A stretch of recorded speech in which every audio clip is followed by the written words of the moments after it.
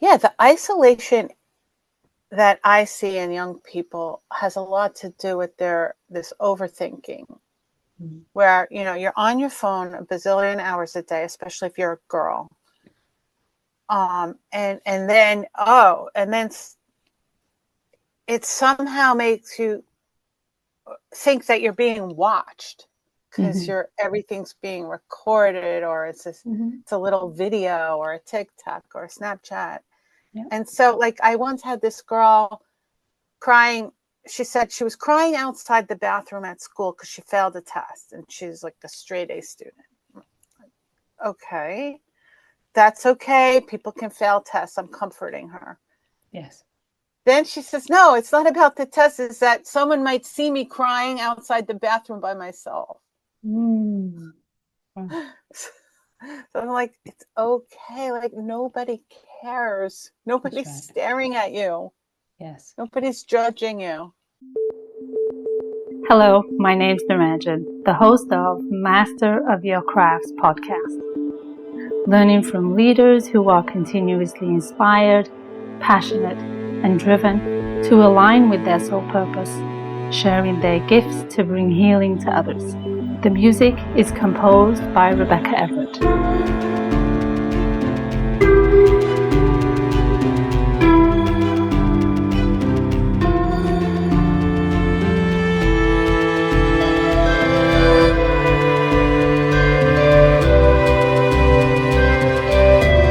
Today is episode number 155, and I spoke with Donna C. Moss.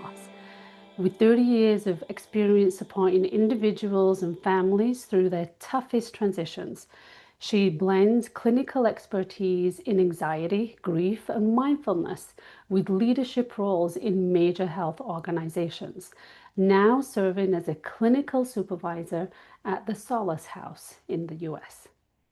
Enjoy the conversation.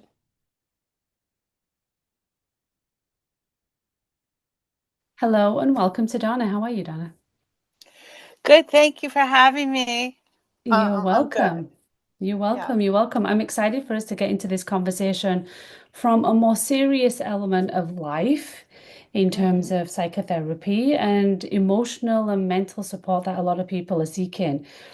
Probably now more so than ever, even though psychotherapy and mental health support has been a thing, if I say so boldly. It's been there, but now it's become more evident and more palatable for many that they need that additional support. So Right. I know that's become your world and definitely a wheelhouse that you've harnessed and garnered lots of experience in, varying from different people, serving different ages and different ailments that people are challenged with.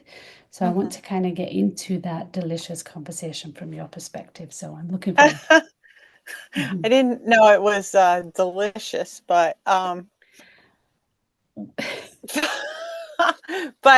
anyway, there's still a lot of confusion, I think, about psychotherapy. With Like, I deal with young people, teens and young adults, and we've done a good job during the pandemic, maybe a little before, of making it okay, normalizing going to therapy, reducing the stigma. Mhm. Congratulations to us. Right. But there's still barriers, financial barriers, insurance barriers, cultural barriers, you know. Yeah. So there's still a lot of work to be done to give therapists what they need to sustain this work, and to give people better access Yeah. and resources, Yeah, you know. absolutely. Absolutely. I only use the word delicious, back to your comment, based on it's an opportunity for tourists to bring more awareness Hmm. and to also be proud of how far we've come. But Yeah. what else is involved and what other caveats Hmm. can we learn from, be it traditional therapy and psychotherapy to an alternative perspective? Because ultimately, perhaps we want people just to be more aware and in Hmm. tune with their thoughts and to be able to manage that process better. Right. And like some people will call and say, well, I don't know if my problem is worthy of therapy, Right. basically. And I'll say, well, let's give it a go and see where it takes us, like kind of like your approach. Uh-huh. And um, most of the time it's completely legit. Like you don't have to be crazy to go to therapy. I mean, I've Sure. been going my whole life personally. Yeah. Um, it's like going to the gym, hopefully. Yeah. You can get a tune up or you can get a full body workout. It's up to you. Yes. Yes. Exactly. And it's the the prob the probability of there being something in there for everybody is very high. Right, like people are able to come to therapy for like a one shot problem for a few Yeah. weeks or for many, many years or decades. Right.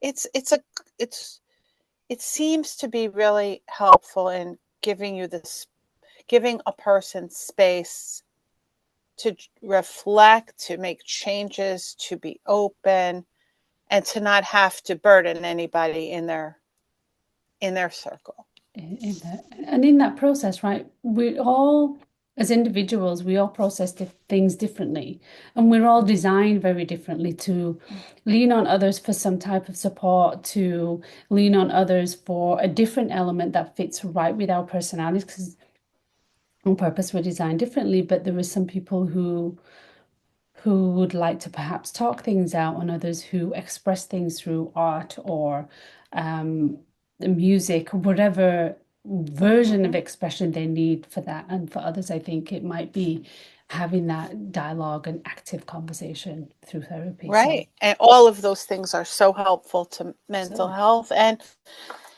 particularly for teenagers and young adults, they may not have the perspective that something is normal. And some of my work is to just normalize it. Like, that's Yeah. okay. It's just part of growing up. You're going to hit bumps in the road. And the fact that they were buried in the rooms for 2 years Mm, means they're a little bit sort of delayed in that experiential process of growing up. So we right, have to be right. super patient with them because Yes, they're like, I don't know how to date. Or my daughter said, I don't know how to go to the post office. Like they missed mm, out on certain experiences. So exactly. we have to really back up and say, what are your concerns in this moment? Did you what did you miss along the way? And let's go back and fix that. Yeah, exactly. So you've been in this space in therapy and supporting individuals on their journey for a number of decades, but also supporting individuals from various stages of their life. So be it a teen, a young adult. Am I correct in remembering that you've also supported adults in their various stages of life, even though now you're focusing on teen and young adults? Right, correct. I work with all ages and stages, but my I leaned into the part about the teens and young adults because I myself had similar experiences to Hmm. them in my 20s. And it's exciting to work with young people because they're quicker to make changes. Hmm.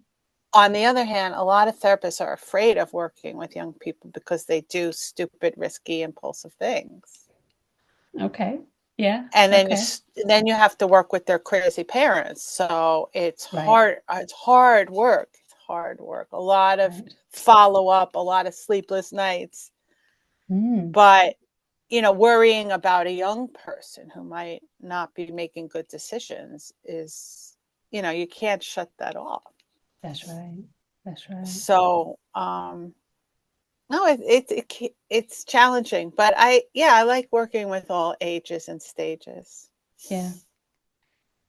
Since you've been in the industry for so long and no doubt continue learning and evolving your practice as you support individuals on their journey, what has that taught you about you? Yeah. So I think I had like first in my like 20s, I felt that I had some depression for various reasons. Mhm. Then in later years, I had some anxiety and panic. And then I moved into my trauma phase where I recognized some earlier life experiences as the trauma Right. that they were, which I hadn't Mhm. recognized before. So each Mhm. stage of my life has has identified more areas to explore. It's never ending. Right. So from anxiety to depression to trauma, but I continue learning and growing to integrate these different points of view and then add in the body work. So Mhm. movement, exercise, yoga, stretching, mindfulness. And then then you're really building your resilience. Yeah. And and if I could do it, you could do it. Right. Right. Yeah. Yeah. Then it's a teaching method, right? So you have to embody it first to be able to advise and guide others on their journey to do it as well. Right, right. And also my approach is I'm not above anybody else. Like I'm on the Mhm. same path you are. I'm just a Mhm. regular lady. I'm a mom. Mhm. I've had, many ups and downs in my life. So I'm not gonna try to Sure. talk down to anybody. Yeah. Yeah. When did you determine that this is a calling or a career path or a purpose that you wanted to dedicate and devote your Yeah. time and energy and effort into this field? Yeah, I remember when I told my mom, like, hey, I'm gonna go get a master's in psychology, and she sort of panicked and she was like, are you sure? Like that sounds like kind of a big commitment, but I I tell all my young clients, so you can't imagine how many young clients are like, "Oh my God, I have to pick a major." I'm like, "A major? Like nobody cares what your major is. No one has ever asked me in my whole life, what was your major?" But I was an English major and my minor was in sort of communications. So big deal. And now I'm a therapist. Like your path is not going to be linear unless you're going to be a doctor, lawyer, or accountant, right? Other than Right. that, it's not linear. So Yeah. eventually I just moved closer and closer to this thing I was passionate about, therapy, because it helped me as a teenager when my parents divorced. Mm. And I had a very unusual therapist when I was young. And I think he was somewhat inspirational. Like Mm. he was sort of outside the box, and I liked what I saw. And I just kept going. Um, I gravitate to it, and also because I seem to have this empathy gene that I came with, and it's helped me in my work. I can harness that. I'm good with people. I love people and care about people. And I can remember every single person I've ever met, but I can't remember my phone number. Really? Yeah. That's interesting. But yes, it was definitely a passion that I pushed towards, but Mhm. didn't know that Mhm. until explored it, right? That's Right. the only way. Yeah. You have to try things. Absolutely. Absolutely. What do you feel are some of the key attributes that connect you to your purpose now? Because I imagine there's maybe a process, a routine, a structure that maybe you've put in place that allows you to get into therapy, I'm here to support you mode rather than being, because we all wear many hats, right? You referenced you're a mom and maybe a sister, a colleague, a peer, a friend. We wear those different hats at different times of our lives and at different stages. So, what are the attributes or what are the characteristics that you embody that put you in that space of, okay, now I'm in a space to support somebody on their journey and their path? What does that look like for you? Well, it's so interesting you use the word structure. I find that 95% of people benefit from structure, including myself. even if they say they don't, or they're resistant to it, or even if they're a creative genius and go to the beat of their own drum, or even those people benefit from structure. And during the pandemic, I kept to just this specific routine of going to bed at the same time every day, waking up at the same time every day, walking my dog at the same time, seeing my clients. And it did create a sense of stability that was beneficial. After a while, though, it became robotic. Right. And that's not a good thing. That's an Right. indicator of burnout. So that's when you have to shake it up, shake it loose, take a break, go somewhere, Yeah. change your scenery, and then come back to the structure again. Are there any other attributes that you've embodied for yourself that keeps you in alignment to serve people the best that you can? Well, I do yoga and pickleball at this point Okay. in my Okay. life. And yeah, I can't imagine my life without those two things. One is to relax my body, and Mhm. one is to stretch beyond my body. Right. And Right. so, that's a huge part of, I think, being in balance is practicing what you preach, Mhm. moving your body, learning how to tune into your body. Right. Right. Yeah. What has that taught you about you as you go through this journey and stages in life? Yeah, I mean, intellect can be a little bit overrated, I think. Mm. So this more emphasis on letting things go and relaxation, I think is I've you experience the relief. You don't Mhm. just mentally change the belief. So if these things can all work together, you can, and then they can literally measure that you will have reduced cortisol, Yes. a relaxed vagus nerve, more space to identify issues. Mhm. It's kind of cool. Like I was able to do it at the dentist about a couple of months ago. Like I succeeded in putting myself into like a little kind of a meditation Mhm. during the dentist visit, and it was like, oh, this is cool. I Okay. can use this. I can apply this in Mhm. moments of stress.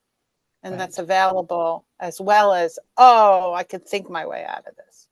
Right. Right. So it's marrying a bunch of different experiences, be it Mm-hmm. from meditation or physical movement and exercises, and creating this beautiful dance and balance of what it looks like to embody at various stages of our lives, right? Because I'm sure Exactly. And sometimes perhaps, I stand on my head with these teenagers, like, can you just get one hobby? Like yeah, like just try one thing. It right. doesn't even matter what it is. Stargazing, knitting, jumping up and down, cheerleading, uh, dog walking. It Whatever it is. literally doesn't matter, but one thing Yeah. that gets you out of your head Mm-hmm. and Mm-hmm. just in a flow of something. Just try it. You got literally nothing to lose. Yeah. Yeah. And even Beautiful. failing at something is learning. Like these Exactly. young women with the relationships, they're like so painful, the dating and the whole, they're constantly getting disappointed. I'm like, that's learning. That's learning what Mm-hmm. you don't want. Mm-hmm. Mm-hmm. So please keep trying. Please, Yeah. you know, don't give up. That's Don't give right. up on yourself. Ultimately, that's it, right? Mm-hmm.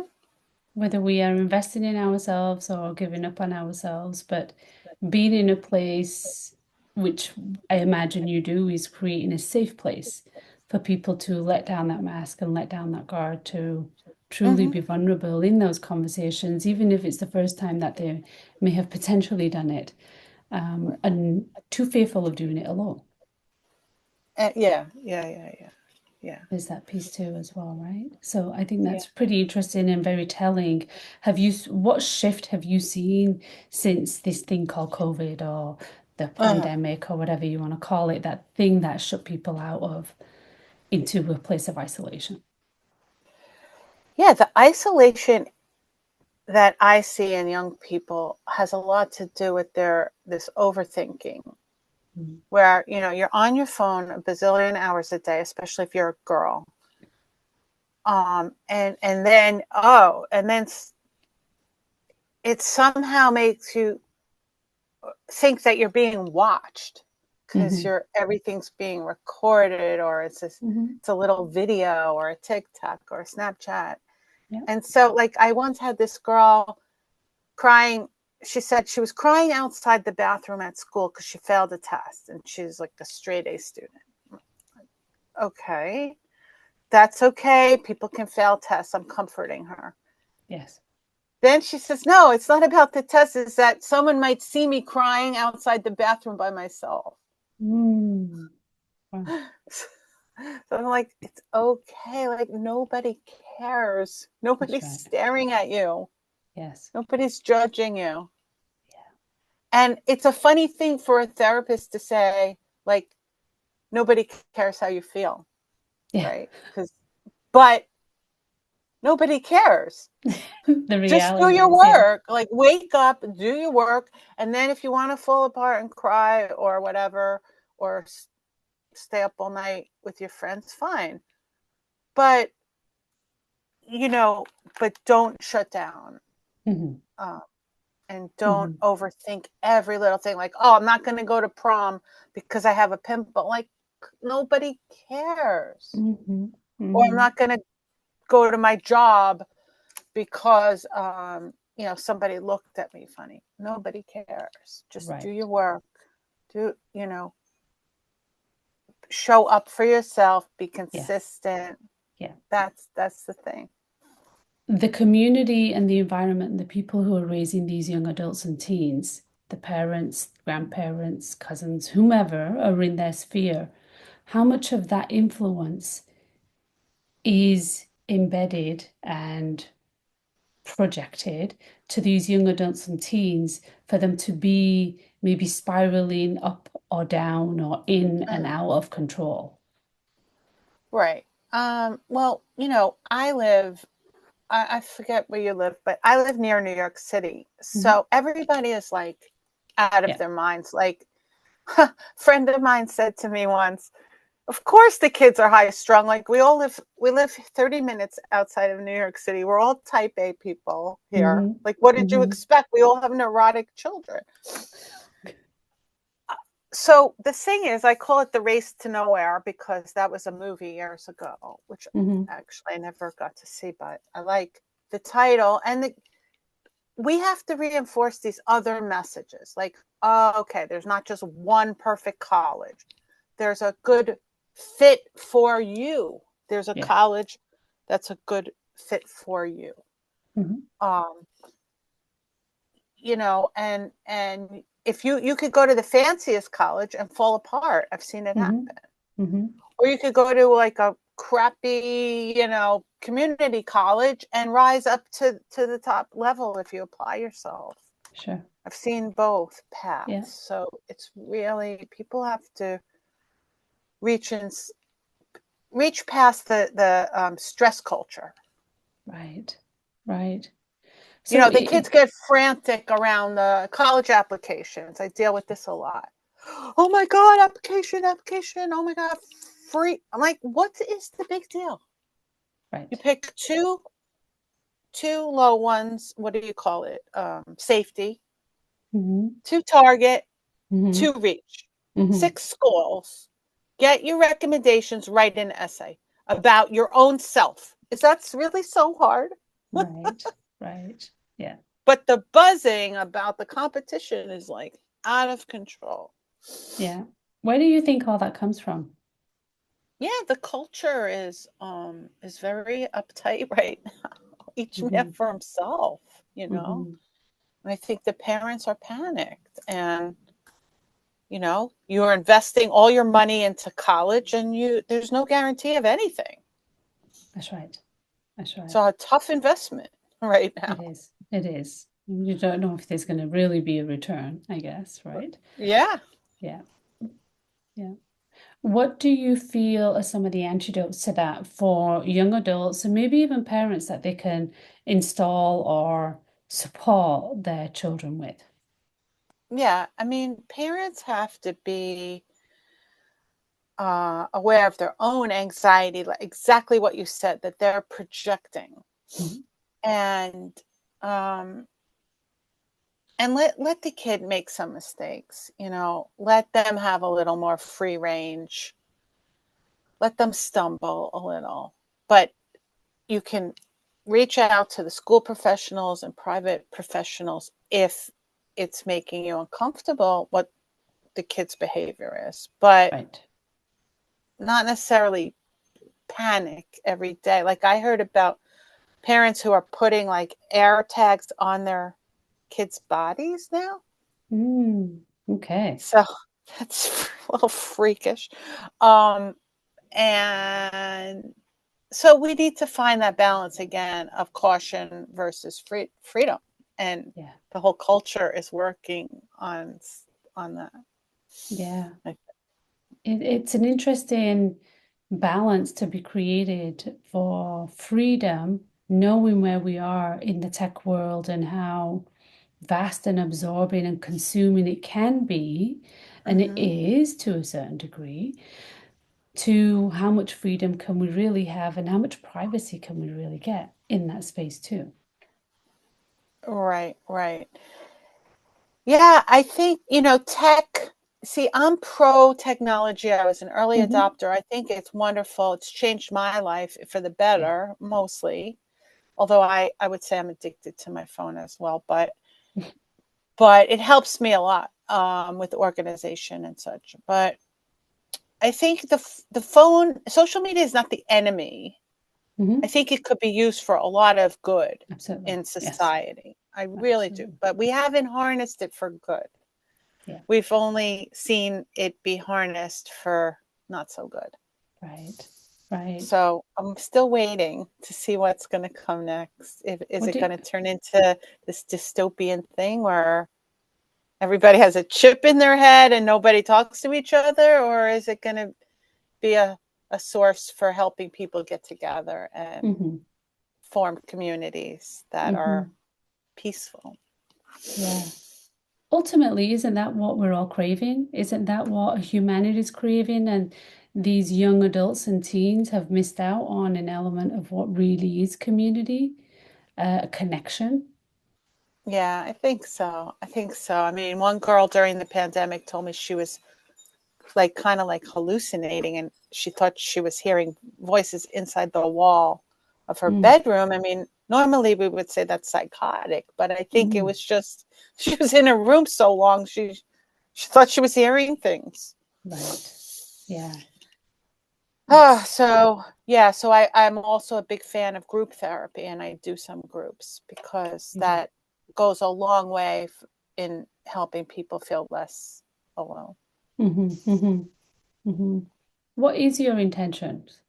You talked about supporting individuals and for them to feel less alone, but also support them in their mental health. What is your perhaps ultimate intention or at this moment of time to supporting individuals on their journey to their self-discovery and freedom, I guess?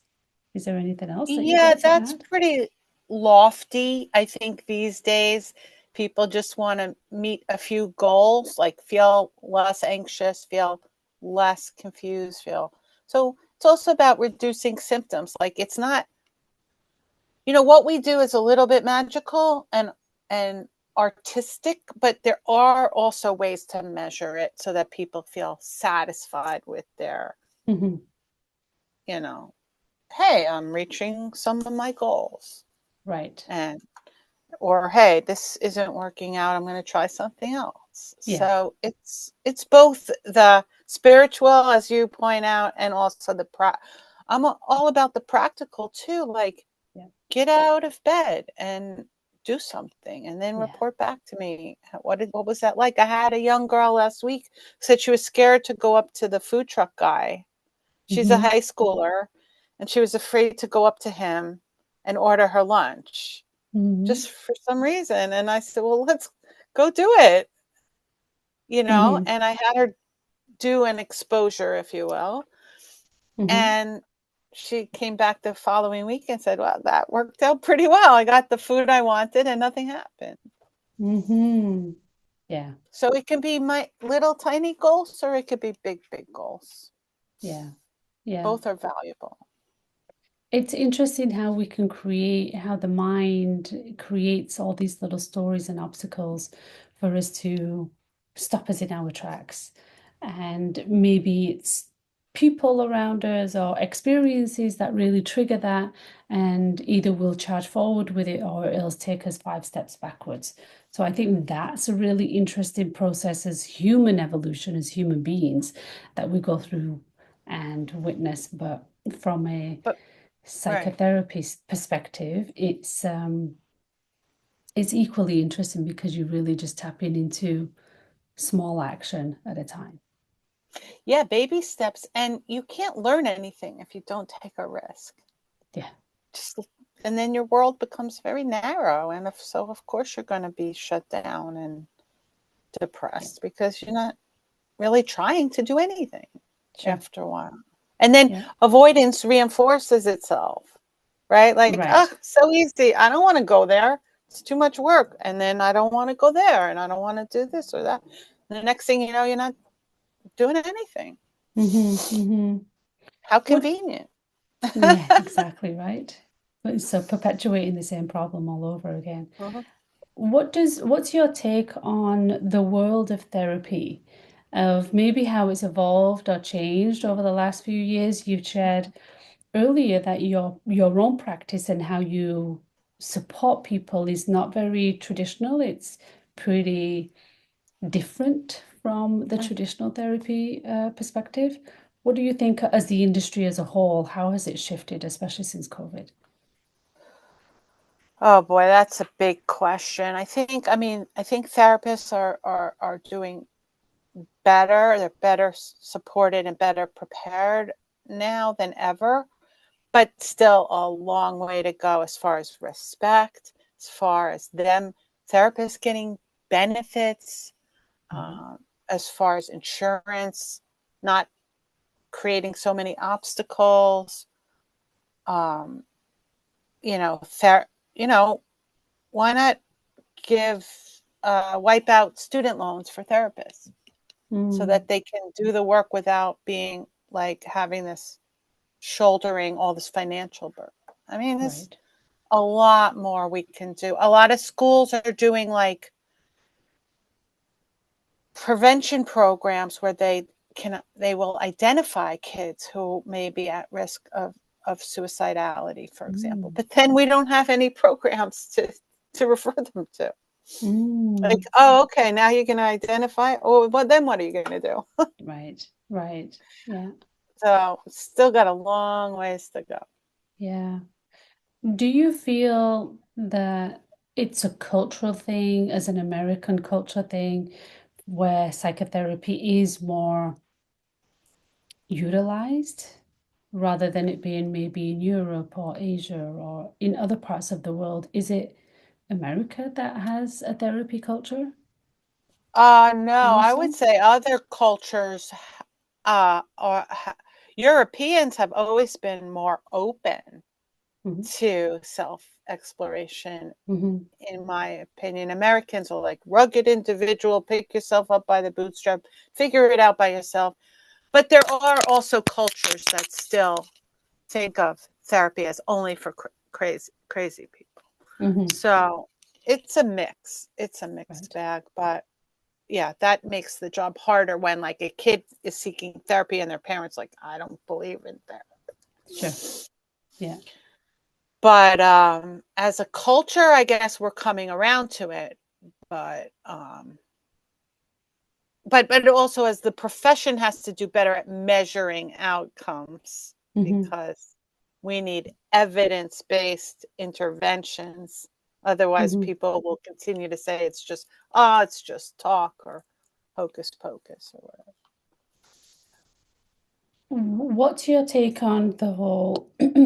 We referenced it earlier because I do look at often, sometimes I look at things very much from a spiritual lens, but I also do add very much practical pieces in, even though I'm not a therapist, but aware of some of the tools and mechanisms that can marry the things together and support. What's your take on doing a very holistic approach? Because perhaps there, from my perspective, there is opportunity to recognize the problem not only from a mental space but a physical space and an energetic space.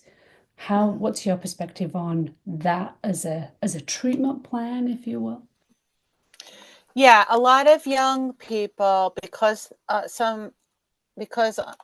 they they are watching TikTok and they're getting this idea that this is my diagnosis. And I've always been against using a diagnosis as Mm-hmm.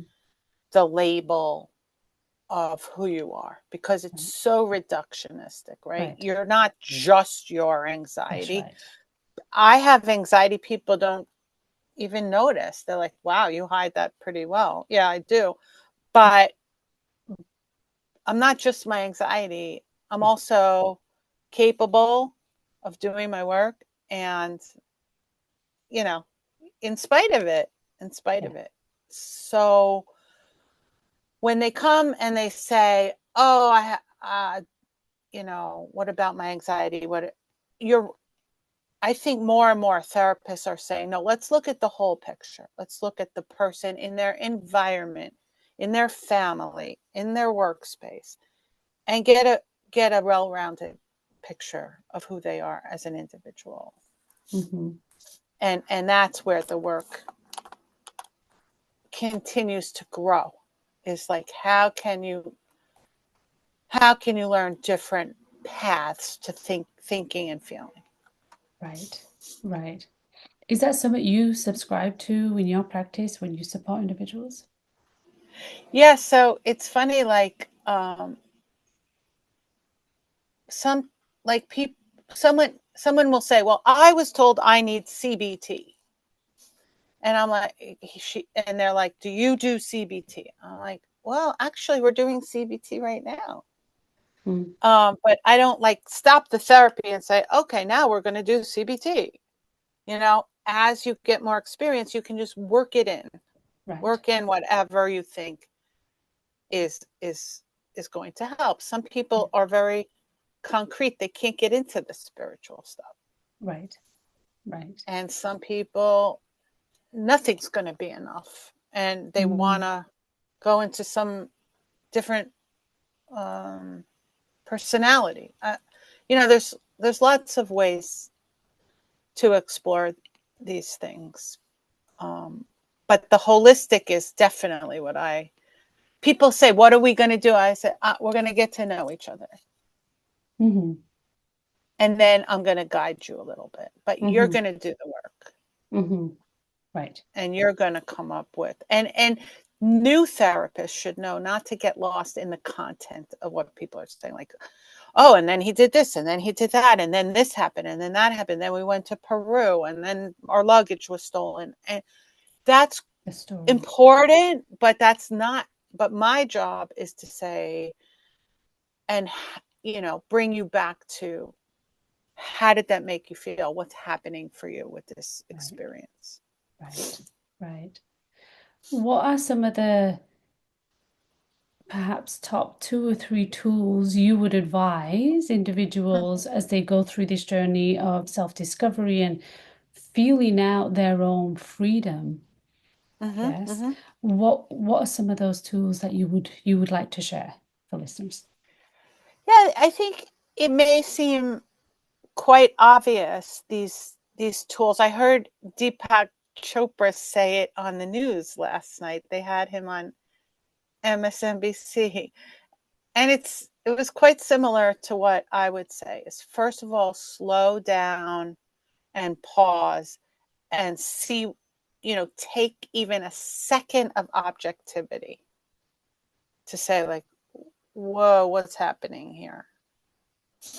2 is to scan your body and get to know your body and, identify where the stress is in your body and work with that. And then 3 is do be practical, use your brain, write things down, clean your workspace, get a calendar, think about argue back with your brain and say, well, that's one way to think about it, but is there an alternative available? Right. Instead of you suck and, what's wrong with me, Right. So again and again, finding ways to tweak what's happening and gain a little more control. So you're not you don't feel like a ping pong ball in the world. Yeah, that's a good analogy. Yeah, ping pong ball in the world. It's true. Yeah. Or pickleball. Or pickle. Exactly. So what's next for Donna? So I'm working on doing some podcasts. So I so appreciate this. And I have a course at donnacmoss.com/course where I am selling a 4-part video of teaching and education around doing therapy with teens and young adults.